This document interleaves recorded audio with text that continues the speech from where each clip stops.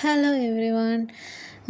നമ്മുടെ പേഴ്സൺ എന്ന് പറഞ്ഞ സെക്ഷനാണ് നമ്മൾ നോക്കിക്കൊണ്ടിരിക്കുന്ന പേഴ്സൺ സെക്ഷൻ 2 സബ്സെക്ഷൻ 31. അതിൽ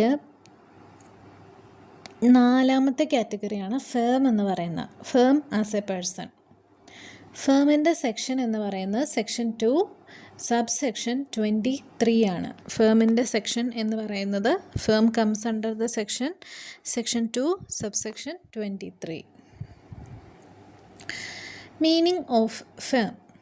Section 2 subsection 23 of Income Tax Act 1961, Section 2 subsection 23 of the Income Tax Act does not create a completely new definition of firm. Instead, it borrows meaning from other laws, mainly Indian Partnership Act, Limited Liability Partnership Act. Okay, എന്താ പറഞ്ഞിരിക്കുന്നത്? നമ്മുടെ income tax ആക്റ്റിൽ ഈ ഒരു സെക്ഷന്, അതായത് firm എന്ന് പറയുന്ന section 2 subsection 23ക്ക് നമ്മുടെ income tax ആക്റ്റിൽ ഒരു ഡെഫിനിഷൻ ഇല്ല. പകരം എന്താ ചെയ്യുന്നത്? ഈ ഒരു ഫേമിൻ്റെ ഡെഫിനിഷൻ അവർ ബോറോ ചെയ്തു. എവിടുന്നാ? ഇന്ത്യൻ പാർട്ണർഷിപ്പ് ആക്ട് 1932 നിന്നും ലിമിറ്റഡ് ലയബിലിറ്റി പാർട്ണർഷിപ്പ് ആക്ട് 2008 നിന്നുമാണ് ഫേമിൻ്റെ മീനിങ് ഇൻകം ടാക്സ് ആക്റ്റിലേക്ക് ബോറോ ചെയ്തിരിക്കുന്നത്. ഇനി പാർട്ട്ണർഷിപ്പ് ലോ അനുസരിച്ച് എന്താണ് ഈ ഒരു ഫേമിൻ്റെ മീനിങ് എന്ന് നോക്കാം. പാർട്ട്ണർഷിപ്പ് ലോ അനുസരിച്ച് ഫേമിൻ്റെ മീനിങ് എന്താണെന്ന്. Under the Indian partnership act, a partnership is a relationship between persons who agree to share the profits of a business. The business is carried on by all or any one of them acting for all. The person are called partners. Together they are called a firm. എന്താ പറഞ്ഞിരിക്കുന്നത്? Indian partnership act അനുസരിച്ച് ഒരു partnership എന്ന് പറയുന്നത് കുറച്ച് ആളുകൾ തമ്മിലുള്ള ഒരു റിലേഷൻഷിപ്പാണെന്നാണ് പറഞ്ഞിരിക്കുന്നത്. പാർട്ട്ണർഷിപ്പ് എന്ന് പറഞ്ഞാൽ കുറച്ച് ആളുകൾ തമ്മിലുള്ളൊരു റിലേഷൻഷിപ്പാണ്. എന്താണ് ആ ഒരു ആളുകൾ, ആ കുറച്ച് ആളുകൾ, ആ ഒരു റിലേഷൻഷിപ്പിലുള്ള കുറച്ച് ആളുകൾ എന്തിനൊക്കെയാണ് തീരുമാനിക്കുന്നത്? പ്രോഫിറ്റ്സ് തമ്മിൽ ഷെയർ ചെയ്യാനായിട്ട്, ആ ഒരു ബിസിനസ്സിൽ നിന്നുണ്ടാകുന്ന പ്രോഫിറ്റ്സ് ആ ഒരു റിലേഷൻഷിപ്പിൽ ഉള്ള വ്യക്തികൾ തമ്മിൽ ഷെയർ ചെയ്യാനായിട്ട് തീരുമാനിക്കുന്നു. അതിനുശേഷം ഈ ബിസിനസ് ക്യാരി ചെയ്യുന്നത്, അല്ലെങ്കിൽ ആ ഒരു ബിസിനസ് മുന്നോട്ട് കൊണ്ടുപോകുന്നത്, നടത്തിക്കൊണ്ട് പോകുന്നത് ആരൊക്കെ ആയിരിക്കും? ഈ റിലേഷൻഷിപ്പിലുള്ള ആ കുറച്ച് വ്യക്തികളെ ആയിരിക്കും. ഇനി ആ വ്യക്തികളെ പറയുന്ന പേരാണ് പാർട്ട്നേഴ്സ് എന്ന്. എന്താ നമ്മൾ പറഞ്ഞത്? ഒരു പാർട്ട്ണർഷിപ്പ് എന്ന് പറഞ്ഞാൽ കുറച്ച് വ്യക്തികൾ ഒരു റിലേഷൻഷിപ്പിലാവുന്നു. ആ റിലേഷൻഷിപ്പിൽ നിന്ന് ആ റിലേഷൻഷിപ്പ് അവരെന്തിനു വേണ്ടിയിട്ടാണ് മുന്നോട്ട് കൊണ്ടുപോകുന്നത്? ഒരു ബിസിനസ് നടത്തിക്കൊണ്ട് പോകാൻ വേണ്ടിയിട്ടാണ് മുന്നോട്ട് കൊണ്ടുപോകുന്നത്. ഇനി ആ ബിസിനസ്സിൽ നിന്ന് ഉണ്ടാവുന്ന പ്രോഫിറ്റ്സ് ഷെയർ ചെയ്യാനായിട്ട് അവർ തീരുമാനിക്കുന്നു, എഗ്രി ചെയ്യുന്നു. അതോടൊപ്പം തന്നെ ആ ബിസിനസ് ക്യാരി ചെയ്യുന്നത് അല്ലെങ്കിൽ മുന്നോട്ട് കൊണ്ടുപോകുന്നത് ഇവരെല്ലാവരും കൂടെ ഒന്നിച്ചായിരിക്കും. അല്ലെങ്കിൽ അവർ കുറച്ച് പേര്, അത് നമ്മൾക്ക് പഠിക്കാനുണ്ട്. ഒന്നെങ്കിൽ ഇവർക്ക് എല്ലാവർക്കും ഒന്നിച്ച് ആ ബിസിനസ് ക്യാരി ഡൗൺ ചെയ്യാം, അല്ലെങ്കിൽ കുറച്ച് പേർക്ക് അവരുടെ തീരുമാനം എങ്ങനെയാണോ അങ്ങനെയാണെന്ന് വെച്ച്. പക്ഷേ ഈ വ്യക്തികൾ എല്ലാവരും തമ്മിൽ ഒരു റിലേഷൻഷിപ്പ് ഉണ്ടായിരിക്കും. ആ റിലേഷൻഷിപ്പിനെയാണ് ഫേം എന്ന് പറയുന്നത്. ഇനി ആ ഓരോ വ്യക്തികളെയും വിളിക്കുന്ന പേരാണ് പാർട്ട്നേഴ്സ്. ആ ഒരു ബിസിനസ് മുന്നോട്ട് കൊണ്ടുപോകുന്ന ഓരോ വ്യക്തികളും, ആരൊക്കെ ആ ബിസിനസ്സിലുണ്ടോ ആ വ്യക്തികളെയൊക്കെ വിളിക്കുന്ന പേരാണ്, ഓരോരുത്തരെയും വിളിക്കുന്ന പേരാണ് പാർട്ട്ണർ. എല്ലാവരെയും കൂടി നമുക്ക് പാർട്ട്നേഴ്സ് എന്ന് വിളിക്കാം. ഇനി ഓൾ ടുഗെദർ ആ പാർട്ട്നേഴ്സുള്ള ആ ബിസിനസ്സിന് പറയുന്ന പേരാണ് ഫേം എന്ന്. Together they are called A firm. ഇനി എക്സാമ്പിൾ നോക്കിയേ. If A, B and C run a business together and share profits, there partners and their group is called A firm. അതായത് A, B, C എന്ന് പറയുന്ന 3 വ്യക്തികൾ ഒരു business start ചെയ്തു. അവർ ആ business run ചെയ്തുകൊണ്ട് പോവുകയാണ്. അതിനുശേഷം അവർ തീരുമാനിച്ചു അവർ പ്രോഫിറ്റ്സ് ഷെയർ ചെയ്യണം. അതുകൊണ്ട് തന്നെ ഇവരെന്ന് പറയുന്നത് പാർട്ട്നേഴ്സാണ്. അപ്പോൾ ആ ഒരു പാർട്ട്നേഴ്സിൻ്റെ ഗ്രൂപ്പിനെ അല്ലെങ്കിൽ അവർ ആ ബിസിനസ് കൊണ്ട് നടക്കുന്നത് കൊണ്ട് അവരെ വിളിക്കുന്ന പേരാണ് എന്ത്? ഫേം എന്ന്. ഇനി ലിമിറ്റഡ് ലയബിലിറ്റി പാർട്ട്ണർഷിപ്പ് എന്ന് പറയുന്ന ഒരു കോൺസെപ്റ്റ് ഉണ്ട്. Section 2 subsection 23 also includes limited liability partnership, partners of limited liability partnership. An LLP is governed by Limited Liability Partnership Act 2008 and has features of both partnership, flexibility, internal agreement, company, separate legal entity, limited liability. Key features. In an LLP, partners are not personally liable beyond this agreed contribution. ഈ limited liability partnership എന്ന് പറഞ്ഞാൽ എന്താണ്? Section 2 subsection 23 എന്ന് പറയുന്ന ഫേമിൽ ഈ limited liability partnership എന്ന് പറയുന്ന ഒരു കോൺസെപ്റ്റ് ഇൻക്ലൂഡഡ് ആണ്. അതുപോലെ തന്നെ ആ ഒരു ലിമിറ്റഡ് ലയബിലിറ്റി പാർട്ട്ണർഷിപ്പിലുള്ള പാർട്ട്നേഴ്സ്, ലിമിറ്റഡ് ലയബിലിറ്റി പാർട്ട്ണർഷിപ്പ് എന്ന് പറഞ്ഞാൽ എന്താണെന്ന് വെച്ചാൽ ഇവരൊരു ബിസിനസ് സ്റ്റാർട്ട് ചെയ്ത് കഴിഞ്ഞു, പ്രോഫിറ്റ്സ് ഷെയർ ചെയ്യാമെന്ന് തീരുമാനിച്ചു, ഒരു ഫേമായിട്ട് അവർ രൂപീകരിച്ചു.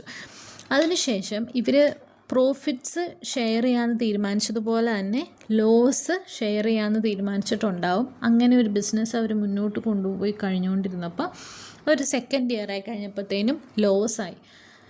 അങ്ങനെയുള്ള സാഹചര്യത്തിൽ ലിമിറ്റഡ് ലയബിലിറ്റി പാർട്ട്ണർഷിപ്പ് ആണെങ്കിൽ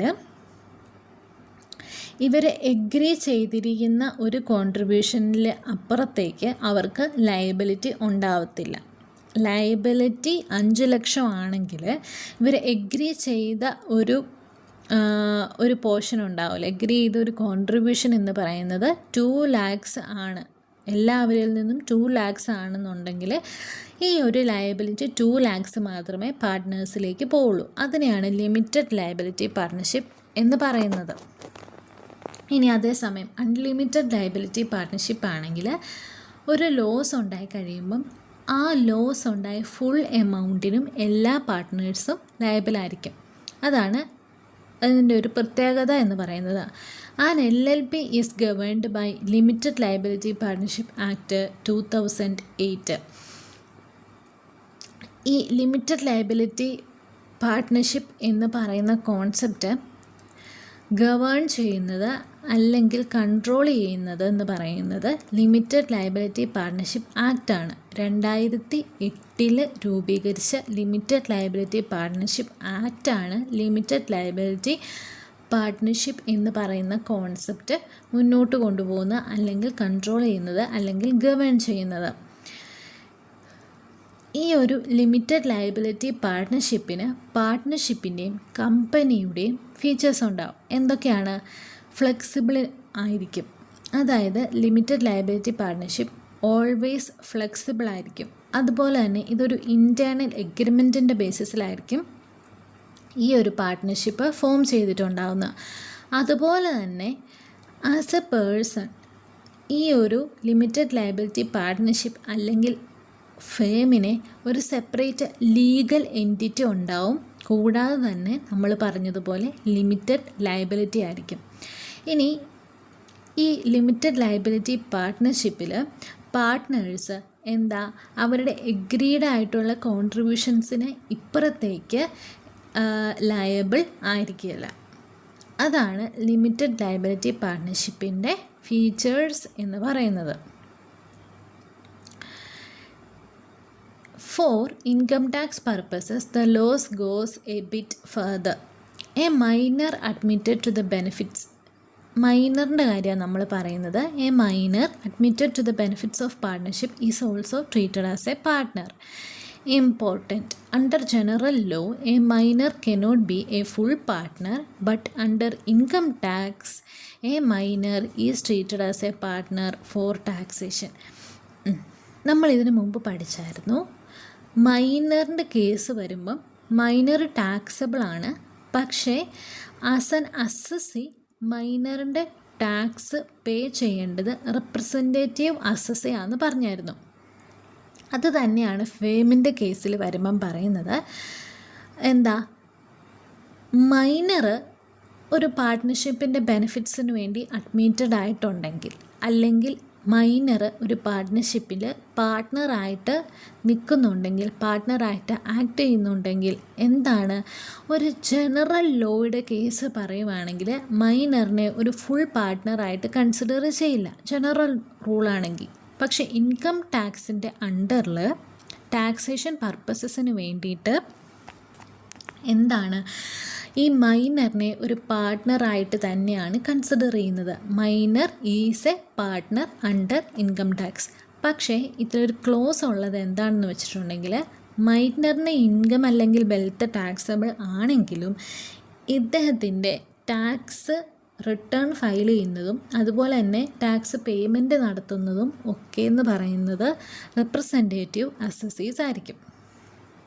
ഇനി കീ ടേക്ക് അവേഴ്സ് എന്ന് പറയുമ്പം ഫേം, പാർട്ട്ണർ, പാർട്ട്ണർഷിപ്പ് ഇതൊക്കെ ഇൻഡിപെൻഡൻ്റ് ആയിട്ട് ഇൻകം ടാക്സ് ആക്റ്റിൽ ഡിഫൈൻ ചെയ്യുന്ന.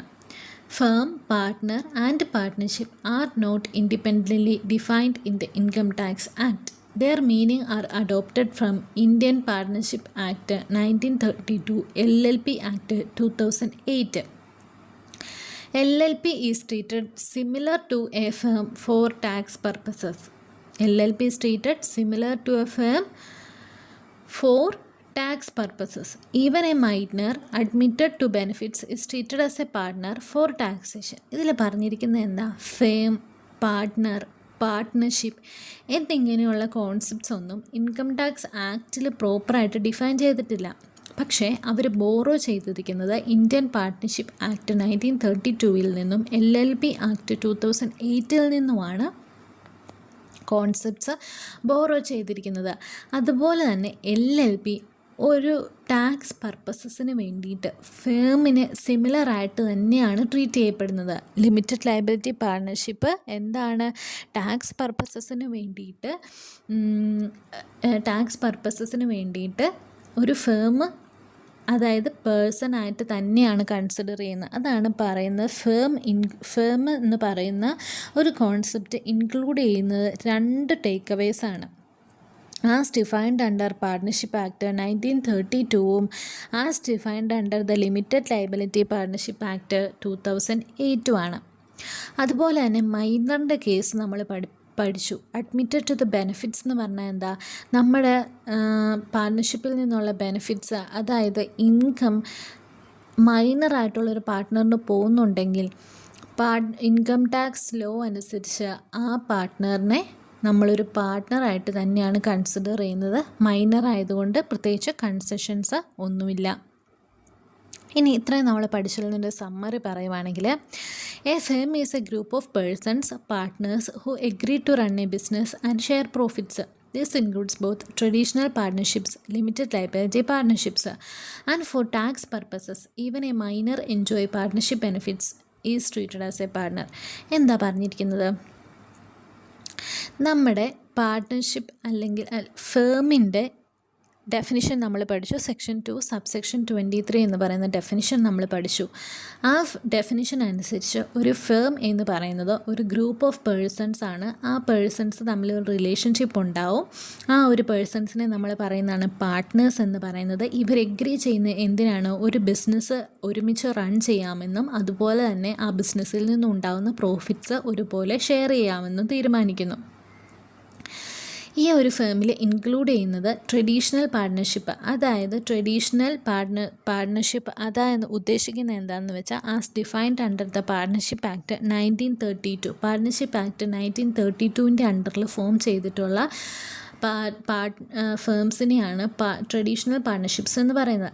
അതുപോലെ തന്നെ ലിമിറ്റഡ് ലയബിലിറ്റി പാർട്ട്ണർഷിപ്സ്, അതായത് ലിമിറ്റഡ് ലയബിലിറ്റി പാർട്ട്ണർഷിപ്പ് ആക്ട് 2008 അണ്ടറിൽ ഫോം ചെയ്തിട്ടുള്ള ബിസിനസ് അല്ലെങ്കിൽ ഫേംസിനെയാണ് ലിമിറ്റഡ് ലയബിലിറ്റി പാർട്ട്ണർഷിപ്പ് LLPs എന്ന് പറയുന്നത്. ഇത് രണ്ടും ഫേം എന്ന് പറയുന്ന ഡെഫിനിഷൻസിൽ ഇൻക്ലൂഡഡ് ആണ്. And for tax purposes even a minor enjoy partnership. അതുപോലെ തന്നെ നമ്മൾ മൈനറിൻ്റെ കാര്യം പഠിച്ചു. മൈനറിൻ്റെ കാര്യം എന്താണ് പറഞ്ഞത്, ടാക്സ് പർപ്പസസിൽ ടാക്സ് പർപ്പസസിൽ മൈനറിൻ്റെ ഇൻകം അസസ്മെൻറ്റിന് എലിജിബിളാണ് അല്ലെങ്കിൽ ലയബിളാണ്. അതായത് മൈനറിൻ്റെ ഇൻകം എക്സ്ക്ലൂഡഡ് അല്ല, പക്ഷേ റെപ്രസെൻറ്റേറ്റീവ് അസസ്സി ആ ഒരു മൈനറിൻ്റെ ഇൻകത്തിൻ്റെ അല്ലെങ്കിൽ വെൽത്തിൻ്റെ ബേസിസിൽ ഉള്ള റിട്ടേൺ ഫയൽ ചെയ്യുകയും അതുപോലെ തന്നെ ടാക്സ് കമ്പ്യൂട്ട് ചെയ്യുകയും ചെയ്യണം. അപ്പോൾ ഇത്രയാണ് ഫേം എന്ന് പറയുന്ന സെക്ഷൻ 2 സബ്സെക്ഷൻ 23യുടെ അണ്ടറിൽ വരുന്നത്. Okay, if you find this video useful, please do like, share and subscribe. God bless you.